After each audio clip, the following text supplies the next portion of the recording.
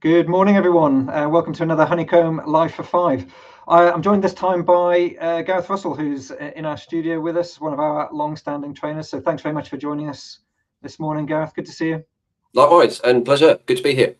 Excellent. We're going to talk about this question that is down the bottom here. How can we help our consultants feel senior in the room? So this is it's kind of a common thing that comes up sometimes in the margins of training, sometimes very much the focal point of training. Sometimes from delegates themselves, perhaps new in consulting, perhaps early career, who feel like they're kind of shrinking away in a room and don't know quite how and when and what to contribute to, let's say, senior client interactions or any client interactions. And it's certainly something that we hear from consulting firm leaders and consulting team leaders, that they want to help, again, people new to the firm or new to consulting as a profession, to feel more confident that they kind of carry a little bit of gravitas, and that is linked to credibility, which we know is linked to trust and therefore kind of impact with clients. So it's a very timely topic. It's a very important topic. Gareth, really kind of keen to hear your thoughts on it. Yeah, thanks, Colin.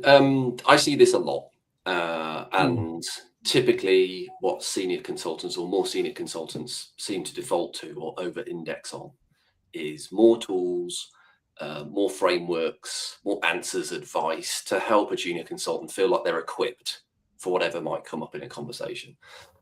But in practice, what tends to help people show up differently or feel more senior in the room, even though they might not feel it themselves, is giving them advice on how they show up, less so about the technical skills that they have. Yeah.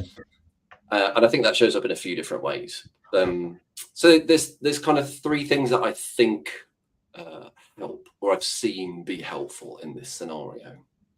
First thing is really about if you're going to provide advice to a consultant colleague on this issue, often think about managing pace more in the interactions that they have. So, like practically, like pausing before responding. There's this tendency to kind of want to fill every gap, offer something else that we could do, or a framework or an idea. And sometimes letting silence do some of the heavy lifting for you can be really powerful. I see this in the coaching work that I do. If you've asked a question and there's silence, that's not a bad sign. It's actually a good one. It shows you've asked a great question.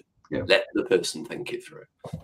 So there's a kind of pacing point as well about, do I need to intervene here? Do I need to just let this hang for a moment? There's a gap. I can be okay with there being a gap. Sure. So it's really about being a bit more deliberate and using some more judgment. That's the first thing I think helps. Okay. Second thing I've seen help is encouraging them to think through in the moment, like what level is this conversation at the moment? Are we in a place where we're trying to make a decision, and so we need to move towards that? Are we talking about symptoms at this moment rather than the underlying issue? Are we trying to solve a problem that isn't actually the problem that we're here to solve? So again, it's encouraging them to be a little bit more deliberate and maybe contemplate what level does this conversation need to be at right now? Where is it? And is that the right territory for what we need to get done in this moment? Yeah, I like that one very much. I think a lot of people go in, perhaps because they are feeling nervous or thinking about this very issue, that they have a preconceived idea about what they want to say in that meeting. What the question that they want to have asked of them, and they have a pre-canned response to it almost. Very, very dangerous, because it's almost certainly not the question you get. And if you try to force that in, you're not on the right level of conversation. Absolutely. It's the advice I often give to people is you can plan and prepare for these conversations, but don't rehearse them. Don't map out perfectly. If they say X at this juncture, I'm going to say this, and have all these kind of canned responses ready for the stuff. Just adds a whole heap of pressure. And there's almost like this obligation, like, well, I've prepared to say this thing, so I should probably say it at some point. When's the right point to say it? Yeah, if you're going to prepare anything, I think about the questions you're going to ask, not the things you want to say. It's a much better style of preparation. So anyway, so you have a third, I think. Yeah. So linked to the other two is help your colleagues think about intervening selectively. So without being too abrupt about it, that's often about speaking less often. When you do, summarizing where you think the conversation's got to or what you're hearing. perhaps a way of like reframing. Maybe the client is thinking this particular thing is bad or something that we want to avoid.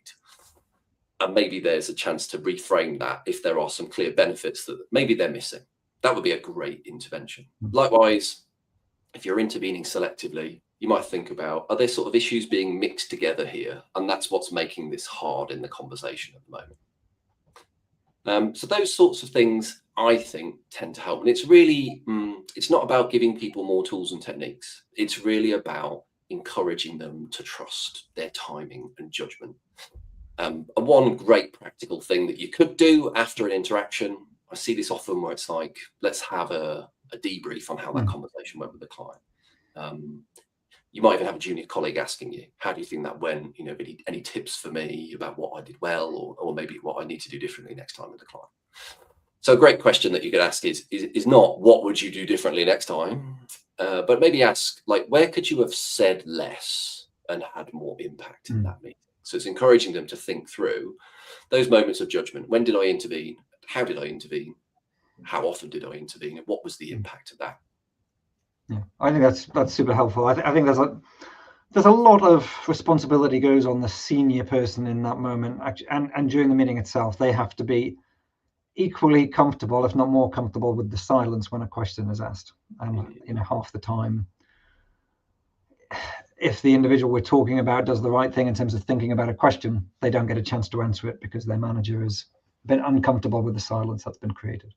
But anyway, as is tradition, we've gone way over 5 minutes. I'll try and bring it in under 7. Gareth, thank you very much for your time, really helpful. For more information, more resources, please have a look at by the QR code in the corner there. You can get access to all sorts of things that Honeycomb put out there. And again, thanks, Gareth. Thanks, everyone, for watching. Thanks, everybody.